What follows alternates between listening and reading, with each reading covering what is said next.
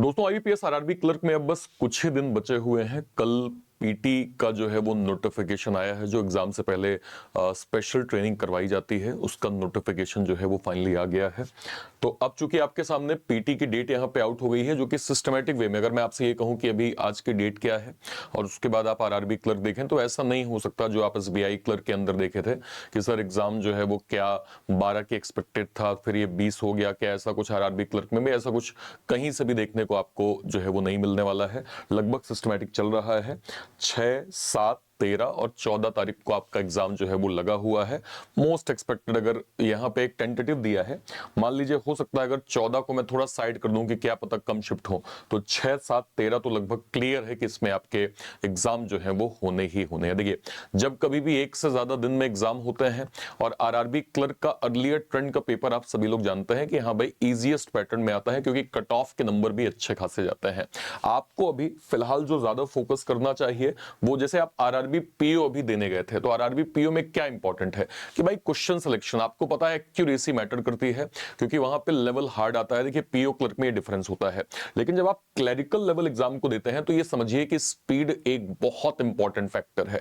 मतलब आपको कॉन्सेप्ट बहुत अच्छे से आ रहा है लेकिन आप उसको टाइम पे नहीं बना पा रहे हैं, तो कोई सेंस नहीं रह जाएगा आरआरबी जो है वो क्लर्क प्री देने का। तो आपको यहां पे करना क्या है, इंपॉर्टेंट चीज क्या है, क्योंकि यहां तो चलो एक्यूरेसी मेंटेन हो गई, यहां आपकी स्पीड पे जो है वो असली गेम होगा। तो सबसे पहला फोकस अगर अब मैं कहूं कि आपको करना चाहिए, तो वो ये करना चाहिए कि आपको ये देखना है कि जो आपने अर्लियर ट्रेंड में जो भी आपने मॉक दिए हैं, जो भी आप मॉक दिए हैं उसमें आप रिव्यू करिए। आपको कहां पे लगता है कि आपने जो है वो क्वांट में गलती कर दी, या फिर आपको लगता है कि रीजनिंग के पजल में आपने, क्योंकि देखिए ये इंपॉर्टेंट सेक्शन है। अगर मैं 40 नंबर का पेपर बोलूं तो मैं आपसे कह सकता हूं कि हाँ भाई 20 से 25 नंबर आपको पजल के मिलेंगे रीजनिंग के अंदर। रेस्ट टॉपिक हो सकता है 25 से ज्यादा हो जाए, लेकिन 20-22 नंबर तो आपको पजल के मिलेंगे, रेस्ट टॉपिक आपको मिसलेनियस के मिलेंगे। यानी पजल अगर ज्यादा वेटेज में आ रहा है तो आपको इसकी प्रैक्टिस भी खतरनाक जो है वो करनी पड़ेगी, क्योंकि एट द एंड यही सीक्वेंस आपके प्रॉपर जो है वो काम आने वाला है। तो डीआई और जो है वो पजल को थोड़ा गो थ्रू करिए। और कुछ इंपॉर्टेंट चीज देखिए, मॉक टेस्ट और टाइम मैनेजमेंट स्ट्रेटेजी आपके आरआरबी क्लर्क में गेम चेंजर साबित होने वाली है, अगर आप इसको समझ जाएंगे तो, क्योंकि यही आपको अच्छे मार्क्स दिलवाएगा, फुल मार्क्स दिलवाएगा, और आप आरआरबी क्लर्क के अंदर एक डिसेंट स्कोर जो है वो कर पाएंगे। मैं आपसे फिर कह रहा हूं, कॉन्सेप्ट आपको आता है, बहुत अच्छी बात है, टाइम पे सॉल्व नहीं कर पा रहे हैं, बहुत ही खतरनाक चीज है। देखिए क्या आपको करना है, spend at least 40 minutes after every mock to identify time wasted, skip worthy question and accuracy issue। क्या होता है, हम जब एग्जाम दे रहे होते हैं तो एक ह्यूमन इमोशन होता है जिसमें हम सभी क्वेश्चन को करना चाहते हैं, लेकिन जब एग्जाम खत्म कर लेते हैं तो एक रियलाइजेशन होता है कि यार ये मिस्टेक हो गई।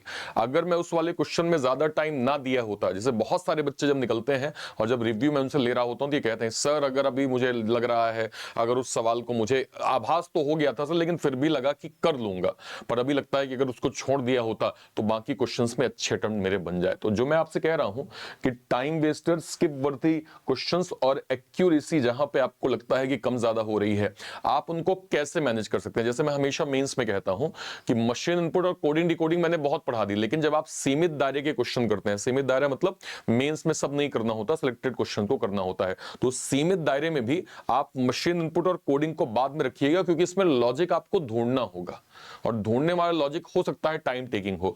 तो आप अगर ढूंढने बैठ जाएंगे पहले ही क्वेश्चन से तो आपका समय 2, 3, 4, 5 मिनट लग जाएगा, तो आपको एंजाइटी होने लगेगी। देखो यार मेरे पास लेट सपोज मैं कहूं 40 मिनट का समय है और 5-6 मिनट लग गए, तो बचे सारे क्वेश्चन अब मुझे 35-34 मिनट में करने हैं। तो ये एक एंजाइटी थोड़ा क्रिएट होने लगती है जो आपके फोकस को जो है वो गड़बड़ करती है। तो आपको क्या करना है, वो टॉपिक जैसे रिवर्स लॉग हो गया, इसमें आपको पता है कि कॉन्सेप्ट क्लियर है तो आप कर ही लेंगे। सेम आप यहां पे देखें, आप ये देखिए कि कहां पे आपको लगता है कि एक्यूरेसी गड़बड़ हो जाती है, उसको एनालिसिस करिए। जब आप उसको खुद से, क्योंकि ये कोई बताने नहीं आएगा, समझिए हर कोई आपको मार्गदर्शन कर सकता है, हर कोई आपको सही गाइडेंस, लेकिन एट द एंड चिंतन आपको करना होगा। ये आपको अपने अंदर देखना होगा कि आप किस किस मतलब चीज में ज्यादा स्ट्रांग है, कहां आपसे गड़बड़ हो रही है, कहां आपको बेटर करना चाहिए। ये जब आप स्वयं करेंगे, स्वयं जब आप इसको एनालिसिस करेंगे तो आपको इसके रिजल्ट जो है वो मिलेंगे। ठीक है, एक तो ये पॉइंट हो गया।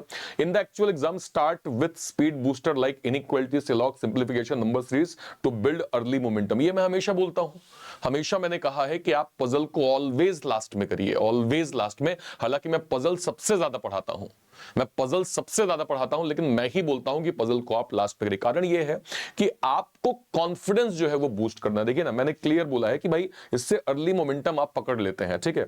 गिव पजल ओनली 2025 में 2025 second for initial assessment and skip immediately if the pattern is unclear to avoid time traps. देखिए, आप हमेशा, मैं बोलता हूं कि कोई भी एक पजल आपकी होती है तो एक बार गो थ्रू कर लो, कि जैसे बॉक्स पजल, आपको पता चल गया कि हाँ भाई ये एक जो है वो डॉट पॉइंट यहाँ पे आपका कनेक्टेड होगा, डॉट पॉइंट से आप जो है वो सवाल बना पाएंगे, फिर आप जो है वो पैटर्न वाइज क्वेश्चन को सॉल्व कर लेंगे।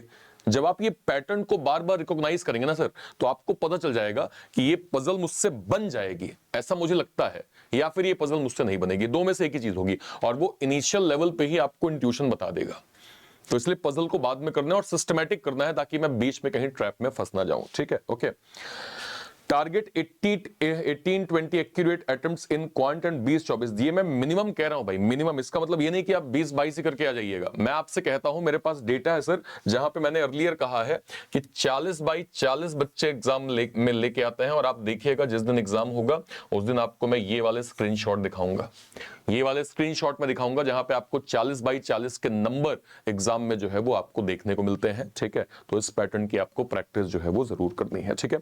अब इसके बाद अगर मैं कहूं तो ये चीज आपको रेगुलर जो है वो ध्यान रखिएगा, लास्ट के 10 दिन में आप जो है इसको जरूर करें, जिसमें आपको मॉक टेस्ट देना है, परफॉर्मेंस एनालिसिस करना है, वीक एरियाज पे काम करना है, क्वेश्चंस, ट्रैक इंप्रूवमेंट, वापस से मॉक टेस्ट दीजिए। इसको जितनी बार आप रिवाइज करेंगे, इस साइकिल को जितनी बार आप चलाएंगे, आपको बेनिफिट उतना ज्यादा यहां पे मिलने वाला है, ठीक है। और इसके साथ में आपको देना है सेक्शनल टेस्ट। क्या देना है सर? सेक्शनल टेस्ट भी आपको साथ में देना है। सेक्शनल टेस्ट जितने भी आपके पर्टिकुलर मॉक में मिल रहे हैं, उन सभी को आप देते चले जाइए, क्योंकि वो आपको कॉन्फिडेंस जो है वो प्रोवाइड करता है, और वो कॉन्फिडेंस आपको एग्जाम में जो है वो काफी काम आता है, ठीक है। तो ये मॉक आपका रेगुलर एक मॉक, उसको एनालिसिस, और सेक्शनल मॉक स्पेशली पजल के, है ना, पजल के अलग अलग टाइप के, सिलॉग, इनइक्वालिटी, जो कॉन्फिडेंस बूस्टर होते हैं, ठीक है। तो सेक्शनल मॉक में आपको एक कॉन्फिडेंस ठीक ठीक लेवल पे मिलता है। नेक्स्ट अगर मैं कहूं तो ये इंपॉर्टेंट सेक्शन, आपका परसेंटाइल का कॉलम आपके मॉक में होता है, जिसको आपको हमेशा ध्यान रखना है। हमेशा आपको ध्यान रखना है कि परसेंटाइल का कॉलम जो है वो ऑलवेज 80% से ऊपर होना चाहिए, चाहे कुछ हो जाए। इसको आपको मेंटेन करके ही चलना है।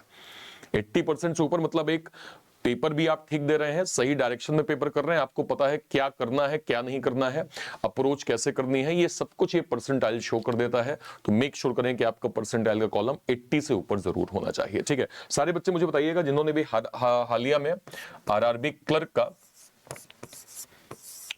क्लर्क का कोई मॉक दिया है, उसमें उनके टोटल स्कोर जो है वो कितना बना है, टोटल स्कोर कितना बना है, मैथ में स्कोर कितना है, रीजनिंग में स्कोर कितना है, ये सारे बच्चे मुझे एक बार वीडियो के कमेंट सेक्शन में जरूर से जरूर आप लोग बताइएगा, ठीक है। ओके, चलिए, बहुत बहुत शुभकामनाएं। एक बार इंपॉर्टेंट चीज मैं आपको बता देता हूं, जो लोग भी अभी जस्ट आरआरबी पीओ प्री का पेपर दे के आए हैं, जिनके डिसेंट मार्क्स बने हैं, हमने यहाँ पे लॉन्च किया है आरआरबी पीओ मेंस का बैच, जो कि डेडिकेटेड है अधिकारी बाबू आरआरबी पीओ मेंस के लिए। इस बैच के माध्यम से आप आरआरबी पीओ की जो है वो फोकस स्टडी कर सकते हैं। इसके अलावा 2026 के सभी बड़े एग्जाम्स का हमने लॉन्च किया है बैंकर्स फाउंडेशन बैच। इस बैच के माध्यम से आप 2026 के सभी बड़े एग्जाम्स को प्रॉपर कवर कर सकते हैं। इसके अलावा हमने लॉन्च किया है एक्स सर्विसमैन फाउंडेशन, जो भी हमारे डिफेंस के सर लोग हैं, जिनका रिटायरमेंट 2026 में आर्मी, नेवी या फिर एयरफोर्स से होने वाला है, जिनका 27 में रिटायरमेंट होने वाला है, जो स्पेशली क्लरिकल लेवल एग्जाम को टारगेट करते हैं, SBI clerk, IBPS clerk, RRB clerk, उन सभी के लिए one stop solution ex serviceman foundation batch होने वाला है। इसके अलावा हमारा बैच चल रहा है पजल विजार्ड का। इस बैच के माध्यम से हम पजल की स्टडी बिल्कुल सिस्टमैटिक कर रहे हैं। इसके अलावा पीडीएफ बंडल कोर्स चल रहा है, जहां पे पीडीएफ बंडल कोर्स हमने लॉन्च किया है, कंप्लीट कंटेंट का वन स्टॉप सॉल्यूशन, बहुत ही डिसेंट प्राइसिंग में आपको बंडल कोर्स ये मिल जाएगा। और ये सब कुछ आपको मिल जाएगा रीजनिंग नायक सब्सक्रिप्शन के अंदर, जो कि फिलहाल डिस्काउंटेड प्राइस में आपको मिल रहा है। मतलब आपको ये 6 महीने के लिए 599, 1 साल के लिए 799 और 1.5 साल के लिए 999 में आपको मिल जाएगा, ठीक है। जिसमें सारे के सारे मेरे रीजनिंग के बड़े बैचेस आपको यहाँ पे जो है वो प्रॉपर यहाँ पे जो है वो मिल जाएंगे। फाइनली आपको मिल जाएगा बैंक महानायक। बैंक महानायक क्या होता है? एग्जाम ट्यून के अंदर जितने भी बैचेस बनते हैं, जितने भी बड़े बैचेस बनते हैं, वो सब आपको बैंक महानायक के अंदर मिल जाता है, जो कि 1 साल के लिए 1599 प्रॉपर मिल जाएगा।